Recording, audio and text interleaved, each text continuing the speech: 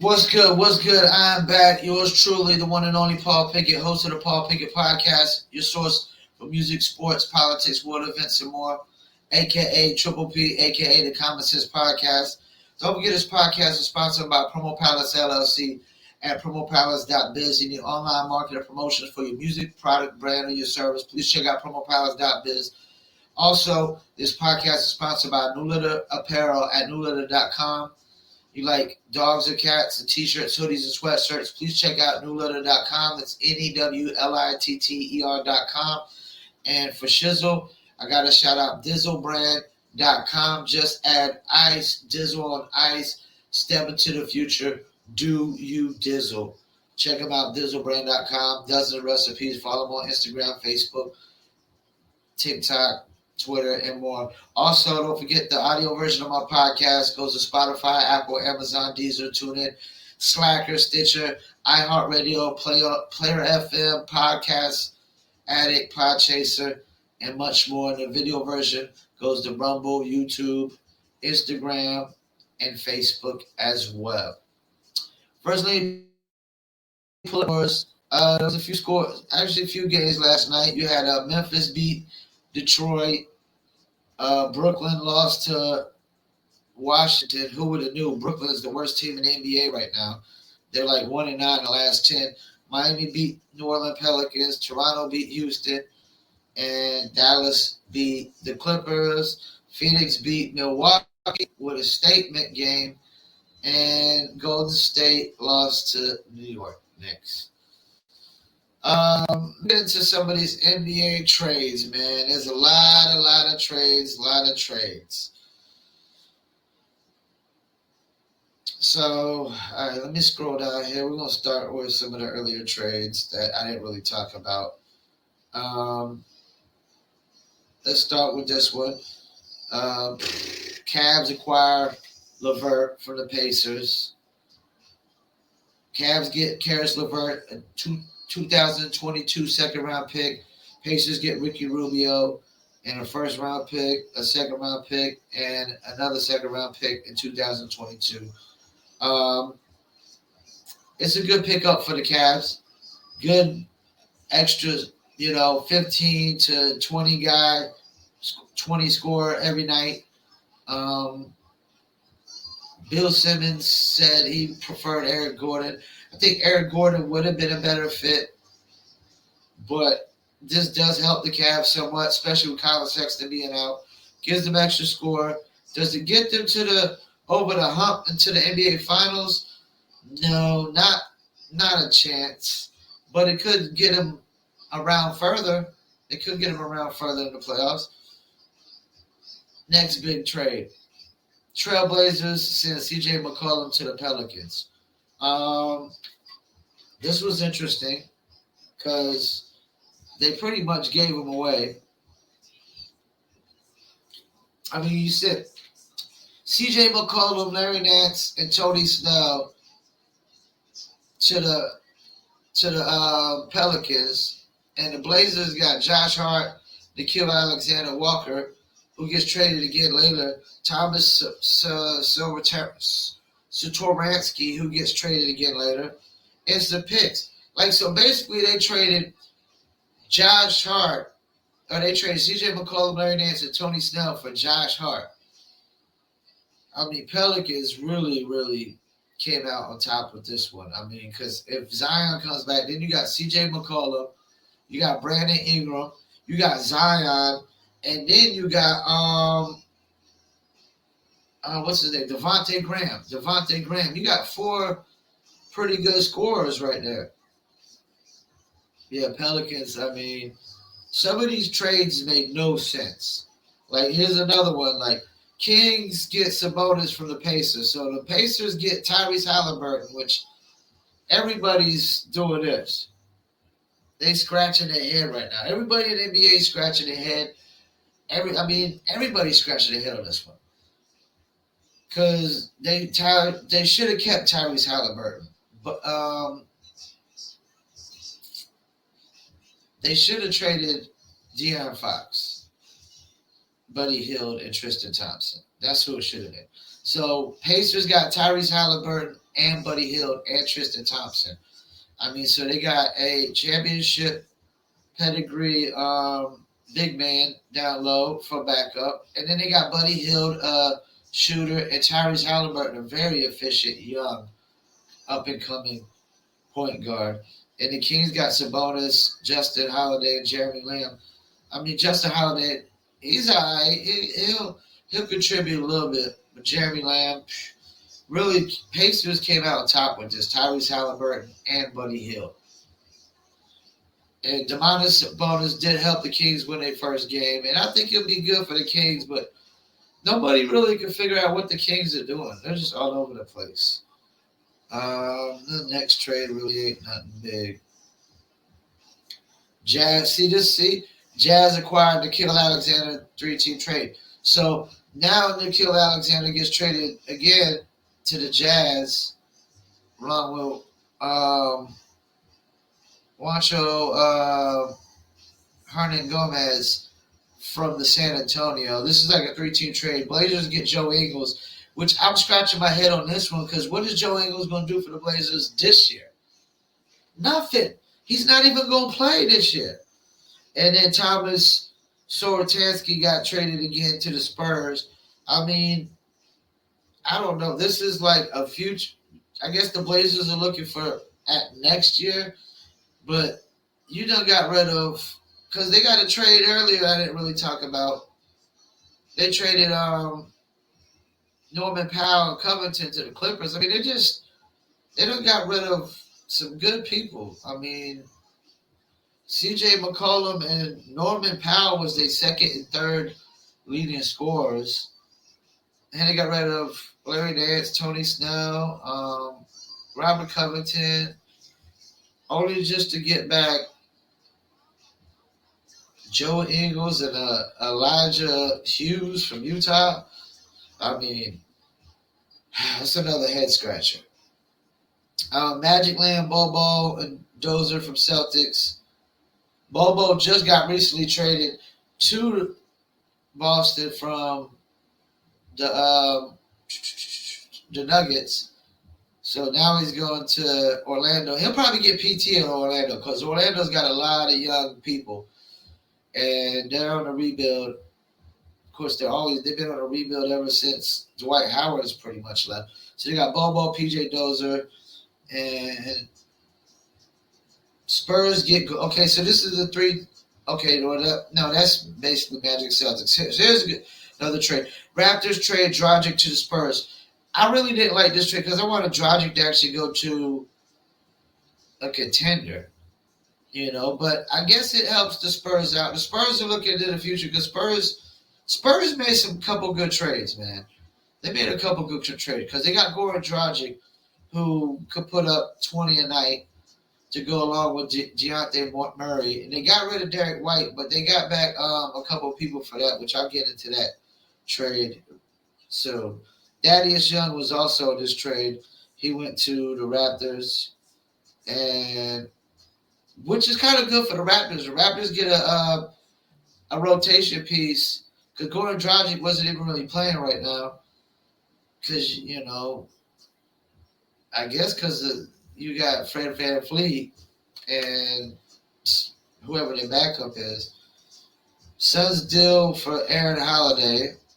That's really just Aaron Holiday. It's just for cash considerations. But Suns get another young ball handler. Torrey Craig returns to the Suns. And Jalen Smith to Indiana, not really a difference maker. This is a trade I was a little happy about as a Hornets fan. Hornets acquired Montrezl Harrell from the Wizards. And they literally gave up nothing. They gave up Vernon Carey Jr. and Ish Smith, two guys who are really doing nothing for us this year, and a second-round pick, you know. So just assets. They traded more assets away, and we got Montrezl Harrell, who's putting up, I think, like 15 to 19 a game. Plus, he'll get you some rebounds, and he'll play hard, and hopefully he'll fit good with LaMelo and the boys, man. So hopefully this trade doesn't get us into the playoffs. This is the thing. It doesn't get us into the playoffs, but it should keep us in the play-in situation. Here's another trade. Bucks get Ibaka in a 4-team trade. Now, this trade could be significant, depending on what Serge Ibaka you get. If we get a Serge Ibaka when he played for the Raptors that last year, they won a championship, it could be good. So the Bucks get Serge Ibaka, second round pick, cash considerations. Clippers get Rodney Hood and Semi Ojeleye. And the Kings get Dante DiVincenzo,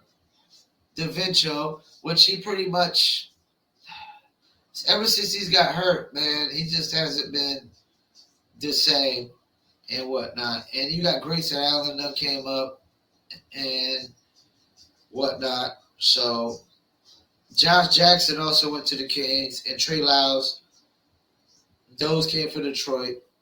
And then you got David Mitchell from the Clippers. And then Marvin Bagley to the Pistons. Marvin Bagley definitely wanted out of the Kings, but I don't know what Marvin Bagley's going to do. Now he's got to beat out Isaiah Stewart. I don't know, man. Marvin Bagley, this is the thing. You go to the Pistons and you don't get no PT, a team that's dead last in the East, damn near. Then you really know, we start seeing how good you really are or are not. So for Marvin Bagley, this is a make or break trade for his career. It could either work out so well or it could work out so bad, because he could end up like Fayetteville hometown guy Dennis Smith, who's literally drafted by the Mavericks, gets traded to the Knicks next year. Knicks trade him, I think, the year after that to the Pistons. Pistons don't even keep him. Now he's at Portland. I mean, when you start getting 4 or 5 teams in 3 years, that doesn't look good. Here's another trade. Celtics acquire.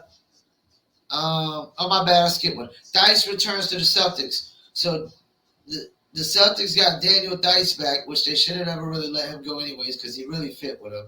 They got rid of Dennis Schroeder, Enes Freedom, and Bruno Fernando went to the Rockets. I don't know. I mean, the Rockets, I don't know what they're trying to do. I don't think Dennis Schroeder is definitely not going to be a Rocket next year. Enes Freedom might end up staying, depending on what his contract is. I don't know how long his contract is. Dennis Schroeder definitely screwed up. He overplayed his hand. He bet on himself to win when he should have just took that Lakers contract, and he would have a nice big 4-year, 5-year contract. But he bet on himself to win, and he lost. But Celtics, Daniel Dice back to the Celtics is good. Dennis Schroeder, they just picked up. Who did the Celtics just picked up? Somebody, anyways, I thought. Oh, that's right. They picked up Derek White. So Dennis Schroeder, there's no need for Dennis Schroeder when you got Derek White. So that's why Dennis Schroeder was gone in this trade. Celtics acquired Derek White. So they got Derek White and Daniel Dice, which I think it doesn't help them get out the East. I mean, the Celtics don't stand no chance of winning this year. But it does hopefully get them into maybe the 6th seed. We'll see. And so Celtics acquire Derek White. Celtics get Derek White. Spurs get Josh Richardson, Romeo Langford. Josh Richardson actually started really balling out of late, so his stock came out. Spurs made a couple good moves. They got Josh Richardson. Who else did they get? Who else was it? They just got. Let me go back and look at these trades. Goran Dragic, Josh Richardson, and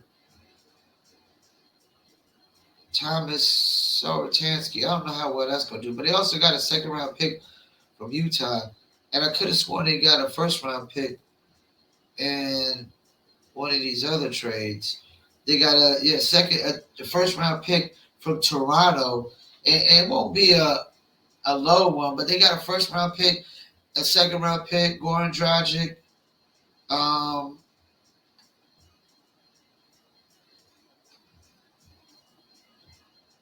and whatchamacallit, Josh Richardson. I think the Spurs got a tad bit better, man, with Goran Dragic, Josh Richardson, and that first and that second round pick. All right, another one. Oh man, there's just so many trades. Mavericks sent Porzingis to the Wizards. This is another head scratcher because Porzingis was averaging like 19 a game and 7 rebounds, and Spencer Dinwiddie, who's the main guy in this trade, really only averaging 12. He hasn't done much for the Wizards. This will be his third team in 2 years. They got rid of the Davis Bertans contract, which we knew that was going to happen. But I just don't know. Like, Wizards came out on top with this one. The Wizards got Kristaps Porzingis to go along with Bradley Beal and Kyle Kuzma and Rudy Hiramanchi. I don't know how you pronounce his name. I'm going to be honest with you. I can't pronounce it properly. But I think this was good for the Wizards. I just don't know what this does for the Mavs. Like, what Spencer Dinwiddie you going to get? And Davis Bertans hasn't done nothing since he got that big contract. All right, here's the big trade. Woo. Sixers land James Harden in exchange for Ben Simmons. Sixers get James Harden. Nets get Ben Simmons, Steph Curry, Andre Drummond, first round, 2022 and 2027. That's a big haul for James Harden. So James Harden really better ball out for the Sixers. And for Ben Simmons, he went to the Nets. I know he's happy and ecstatic, but you do some of the same things at the Nets that you did at the Sixers, Brooklyn's going to eat your ass up. I don't know, like, this is a good thing for Ben Simmons because he's in Brooklyn. And Brooklyn ain't about to just embrace him just because.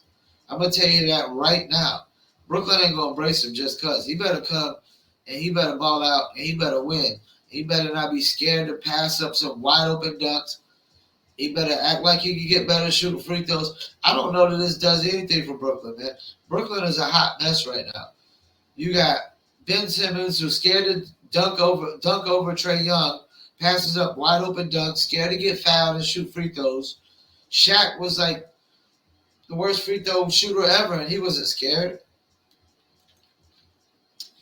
You know, then you got Kyrie who's still pop. Kyrie's got some nerve to be. I was glad for James Harden to leave. Who the hell are you? You just a part-time worker, man, trying to tell me I'm glad some full-time worker left. Like, this is embarrassing for the NBA. There's no other millionaire in the world that's working part-time and making millions. It's an embarrassment. It's a bad precedent.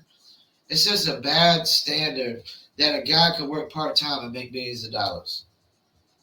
Nowhere else in the world can you do that. Kyrie Irving is selfish. He's not a team player. He needs to go probably play in the Rutgers or something. Because, Brooklyn ain't winning no championship. I'm going to tell you that right now. Kevin Durant comes back. I don't care what they got.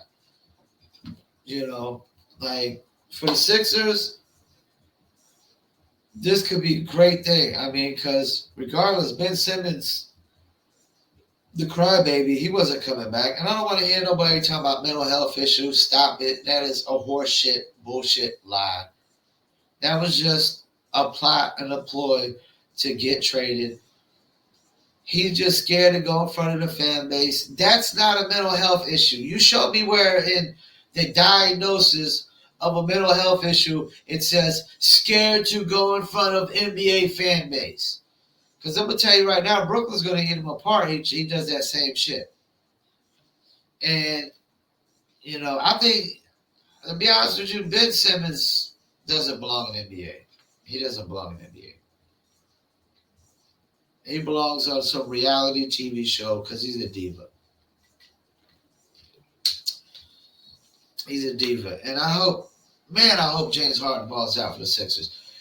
I mean, Embiid's balling out. So they got Tyrese Maxey, James Harden, Embiid, Tobias Harris, Thibault still. They got a nice little squad.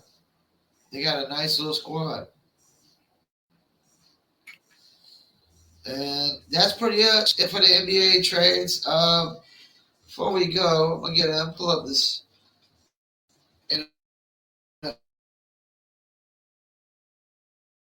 Let me get it for the Super Bowl, which is this Sunday.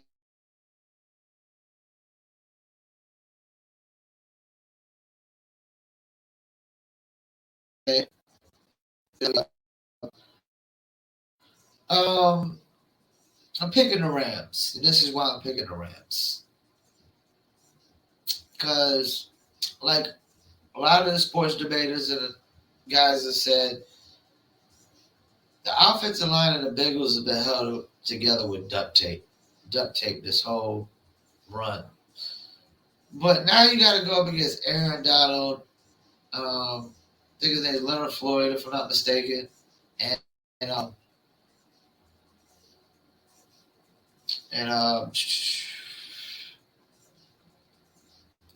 Jalen Ramsey, and I can't even think of his name right now. Von Miller. Okay, Von Miller. There we go. I had a brain freeze. You got Aaron Donald, Von Miller, Jalen Ramsey, and I think it's Leonard Floyd.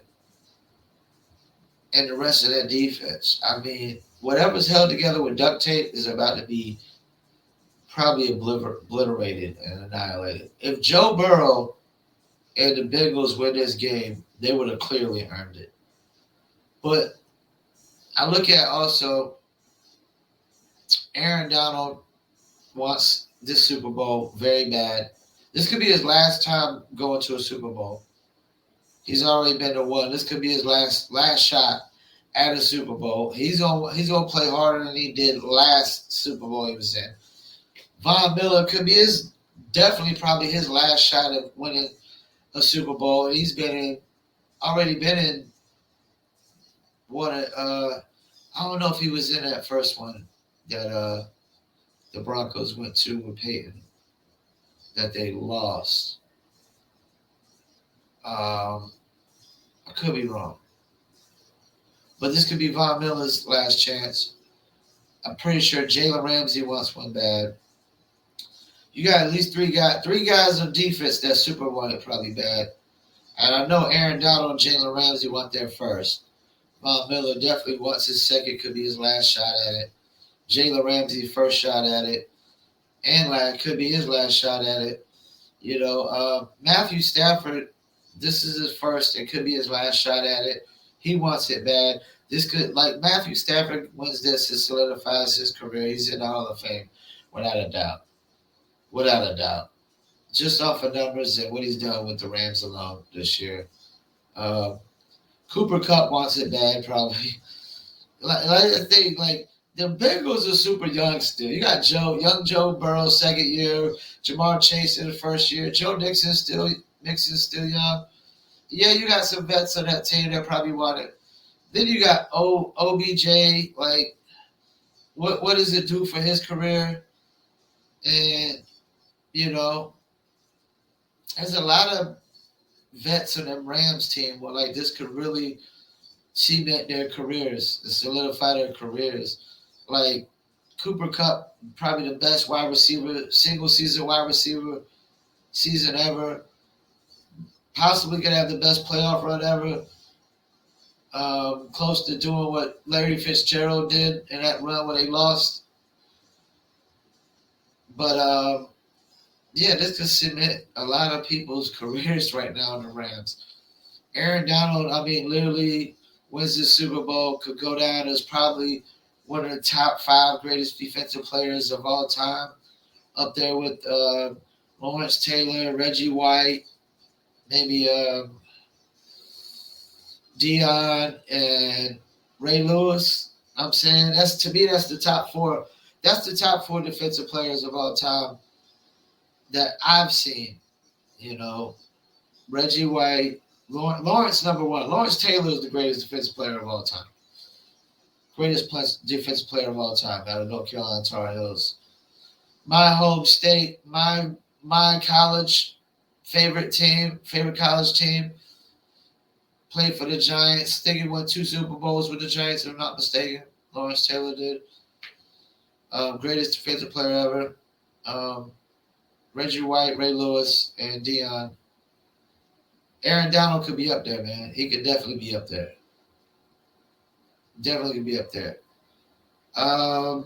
So yeah, that's my pick, man. I'm picking the Rams. Either way, it's a good story. It's a good feel-good story. You know, the teams that were favored coming into this year aren't like teams that are in the Super Bowl. Like Packer, it was favored to either be Packers and Bucks versus Chiefs and probably the Bills. And that ain't what we got. We got Rams versus Bengals, and they better enjoy it while they can, man, football fans or whatever, because Chiefs are going to be competing for it again next year. Bills are going to be competing for it again next year. Watch out for if Aaron Rodgers stays, Packers are going to be competing for it again next year. Like this is the thing. I mean, like NFL has the biggest turnover when it comes to rosters of the defense and the offensive side. It was very rare that the Buccaneers brought back all the players that they brought, but look how many injuries they had towards the end. And they lost. That Chris Godwin got hurt, and Antonio Brown acted up and did what he did.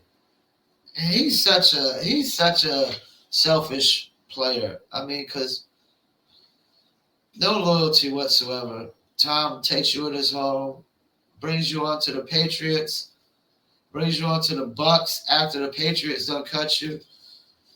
Tries to help redeem your career. He's just such a selfish, me guy. It's all about me. It ain't people. That's another one that's saying mental health issue. Why can't it just be this is who he is? Why can't it be it's just who he is? Why has it got to be a mental health issue? Sometimes people are just different. They just don't follow the normal standards in society, But yeah, I got Rams over the Bengals, and I'm gonna say by 2 to 3 touchdowns. NBA trade is up. All these teams had to stand packed. I think the only trades that really are significant is the Sixers, James Harden. This Mavericks and Porzingis one could be significant because this could make or break Dallas. Like Dallas could start dropping and plummeting without Porzingis if Spencer Dinwiddie doesn't really ball out. And of course, I know they wanted a third ball handler, but Davis Bertans, I mean, they just pretty much Washington got rid of his contract, and good for them because it was a terrible one. To replace it with Porzingis is so much better.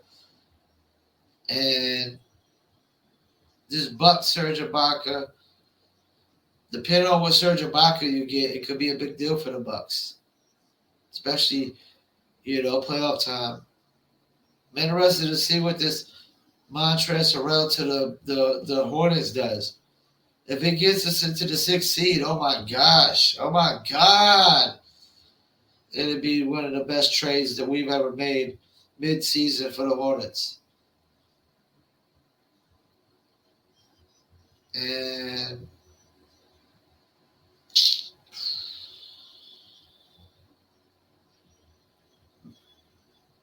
I'm interested to see what this McCollum to the Pelicans does. Like, because they could get them into the playoffs and definitely easily into the playoffs. And the Cavs and LeVert and the James Harden trade are the two trades that really have the most beneficial up or down for the playoffs. Because the Cavs are like a 4th seed right now, and the Sixers are like a 5th seed. And those trades are really for the playoffs. I mean, because even the Hawks traded for Reddish earlier this year to the Knicks, and the Reddish ain't even getting no PT for the Knicks. So I don't know what's up with that. That's probably just another asset. Probably another asset. All right, let me go to my pause before I call it an episode. This is episode 08. Last episode, interviewed a good friend, former coworker back in the days. Now it's up there in the Baltimore area. All right, my top 5 Paul's Power Picks. Number 1, Phoenix Suns, man. And they got a couple. They got Aaron Holiday and whatever they got just as icing on the cake because they're already the most complete and the best team right now in the NBA because they're the most patient team. They played all their players play defense, play hard defense. Whether they're not great defenders individually, they play hard. And offensively, they're just a great team because they're very patient. Number 2, Golden State Warriors. I mean, they're 8-2 in the last 10. What more can I say? They lost 2 straight, but it's still 8-2 in the last 10. Number 3, Memphis Grizzlies. Number 4, I'm going with the Miami Heat. And based off of the trade they made, number 5, I'm going with the Cleveland Cavs. So that's my top 5. Phoenix Suns, Golden State, Memphis Grizzlies, Miami Heat, and the Cleveland Cavs. I know I keep picking over the Bulls, who are the second. They didn't really make no moves. They got a lot of injuries still. You know, they're 6-4 in the last 10. I think they're going to fall down a couple slots, maybe to maybe 3 slots. I think they fall down to maybe the 4th or 5th seed. And I think Cavs and Milwaukee Bucks stay up, and the Heat stay up in that top 3. And maybe the Sixers in that top 4. We'll see. But that's how I think it rolls. Well, I want to thank y'all once again for tuning in. This episode 108.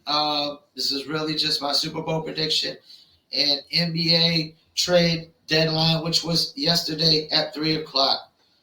Don't forget my podcast is sponsored by Promo Palace LLC at promopalace.biz.